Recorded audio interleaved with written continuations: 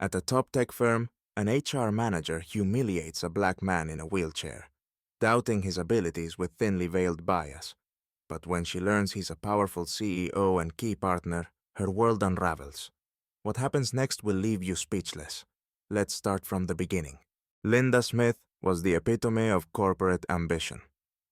In her early 40s, she had worked tirelessly to climb the ranks at one of the most respected tech firms in the industry.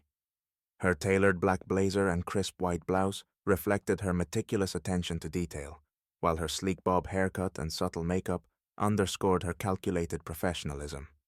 Linda was known for her razor-sharp focus and her no-nonsense approach to HR, a reputation she wore like a badge of honor. She thrived on making tough decisions, and her colleagues often joked that she had a sixth sense for identifying the right fit for the company. This morning, Linda's confidence was at an all-time high as she prepared to oversee interviews for a coveted senior management position.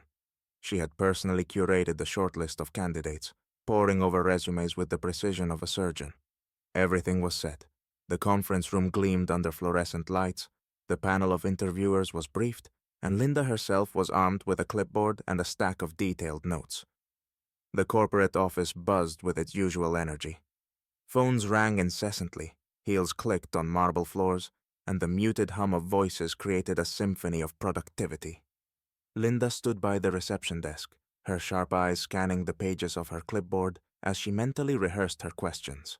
She liked to see herself as the gatekeeper of excellence, the final hurdle that every candidate had to cross. It was then that the receptionist, a young woman named Claire, interrupted Linda's flow. "Your 9:30 candidate has arrived," Claire said, her tone uncertain, her gaze flickering toward the entrance.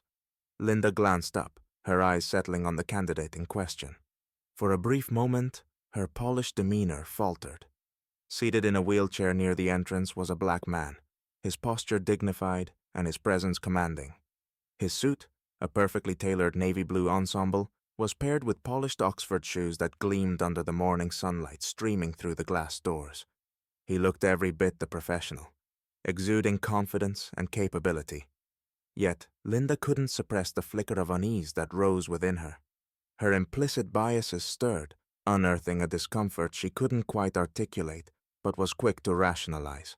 In her mind, she began to question his suitability, not based on his qualifications, but on his appearance and physical condition. "Oh," she muttered under her breath, her voice betraying her surprise. She quickly schooled her expression into a tight, professional smile. "I'll get him shortly," she said, her tone overly composed. Linda leaned toward a nearby colleague, lowering her voice to a whisper. "Why would someone like that apply for a leadership role here?" she asked, her words sharp and laced with disbelief. "This job requires mobility and decision-making. Not sure how someone like him fits into our corporate culture." The colleague, visibly uncomfortable, opened her mouth to respond, but hesitated, clearly unsure of how to navigate Linda's blatant prejudice. Before she could form a reply, Linda straightened her back, clipboard in hand, and strode toward the candidate with her signature confidence. Her heels clicked rhythmically against the polished floor as she approached, her smile practiced but devoid of warmth. "Good morning," she said, the tone in her voice hovering between cordial and dismissive. In Linda's mind, she was doing her job, evaluating candidates with unflinching rigor. But to everyone else in the room, the tension in the air was palpable. This moment would soon become the start of an unraveling that Linda never saw coming. Linda's tone sharpened as she approached James Robinson, her polished smile faltering as she extended a half-hearted handshake. James, however, greeted her warmly, his deep, steady voice carrying an air of calm authority. "Good morning, I'm James Robinson," he said, his words clear and self-assured. "It's a pleasure to meet you." Linda hesitated, her eyes flickering down to the wheelchair, before offering a perfunctory shake of his hand, barely clasping his palm before withdrawing. Her smile was tight, almost forced. "Well, Mr. Robinson," she began, her voice carrying a note of barely veiled condescension. "I hope you're aware that this role is highly demanding. We need someone who can lead teams effectively, attend off-site meetings, and represent the company at conferences. Are you sure you're equipped for all of that?" Her choice of words hung heavily in the air, as if the weight of her bias could make the room itself groan under the strain. But James did not flinch. His composure remained unbroken, his confident presence standing in stark contrast to the pointed skepticism in Linda's tone.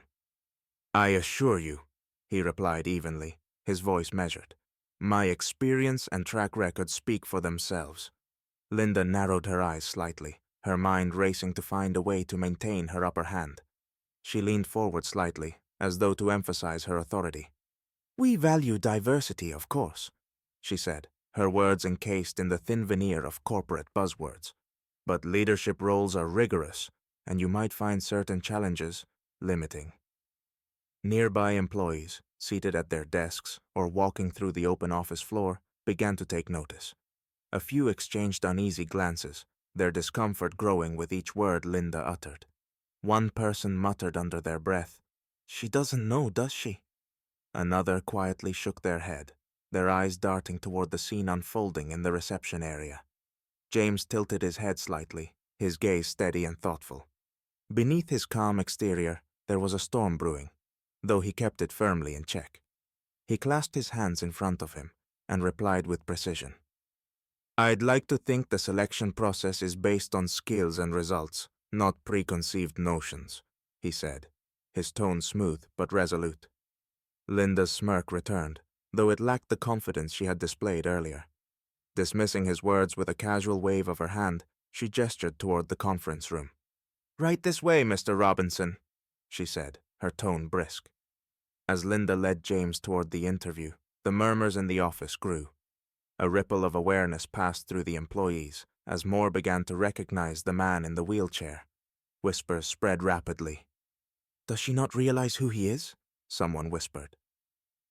Inside the conference room, James settled into the space with the same dignified confidence he had shown since his arrival, while Linda busied herself arranging papers on the table. She had no idea that the balance of power in this interview had already shifted, and not in her favor. The interview began with Linda maintaining her condescending tone. "Your Ivy League education is impressive," she remarked, her tone dismissive. "But don't you think it might make you overqualified? This role demands adaptability to a fast-paced corporate environment." James remained composed, offering clear professional responses that highlighted his extensive experience. But Linda pressed on. "Can you provide an example of handling immediate, high-pressure decision-making?" James leaned slightly forward, his voice calm. "I've led organizations through financial turnarounds, negotiated multi-billion-dollar mergers, and managed crisis strategies. I believe those examples suffice." Linda's smirk faltered before she regained control, scribbling on her clipboard as though to distract from her unease. Midway through the interview, the door opened, and a junior HR representative entered, visibly nervous. She leaned toward Linda, whispering something that made Linda's confidence visibly waver. "Wait, what?" she stammered, her voice unsteady. The colleague handed her a document. "You might want to check this," she said before leaving quickly. Linda scanned the paper, her face paling. In bold letters, it read, "James Robinson, CEO of Robinson Tech Enterprises, strategic consultant to Fortune 500 companies." James leaned back, his expression serene. "You seem surprised, Ms. Smith," he said smoothly. "Did you not review my credentials?" Linda's mouth opened and closed, searching for words. I didn't realize," she stuttered. James raised an eyebrow. "Interesting. I assumed thorough reviews were standard practice here." His words carried quiet authority, leaving Linda to confront the gravity of her blunder in silence. Linda's previous confidence evaporated as the weight of her actions hit her. She stammered through an apology. "Mr. Robinson, I didn't realize—" James held up a hand, silencing her. "No need to backpedal. You've shown me exactly what kind of workplace culture exists here." The room fell silent as James addressed the rest of the HR team, now gathered in stunned silence. "As the potential client you were expecting to meet later today, let me say this. I don't tolerate discrimination in any form. Your company claims to value diversity, yet this interaction shows otherwise. I will be making recommendations on whether or not to partner with this organization." Linda's face burned with humiliation. "Please, Mr. Robinson, James cut her off again, his voice steady but firm. "Let this be a lesson in humility and professionalism. Next time, assess someone's qualifications before judging them by their appearance." He rolled himself out of the room, his presence commanding as he left. The HR team remained frozen, their silence a reflection of their shock and shame. By the end of the day, word had spread throughout the company. Linda's career aspirations crumbled as she faced the consequences of her behavior. Meanwhile, James Robinson's poised confrontation became a story of inspiration, proving the power of resilience and dignity in the face of prejudice.